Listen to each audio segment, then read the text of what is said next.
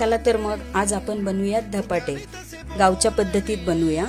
आणि त्यासाठी मी घेतलं आहे 2 वाटी ज्वारीचं पीठ, अर्धी वाटी गव्हाचं पीठ आणि अर्धी वाटी बेसन पीठ।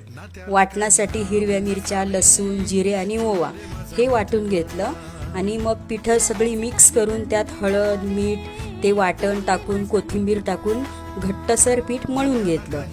छान घट्ट पीठ मळून झालं की ओला एक कॉटनचा कपडा घ्यायचा आणि पळपटावर त्याचा एक गोळा करून छान धपाटे असे छान थापून घ्यायची। बोटानेच थापायची ती, असं हाताने नाही थापायची किंवा लाटायची नाही, बोटानेच थापायची।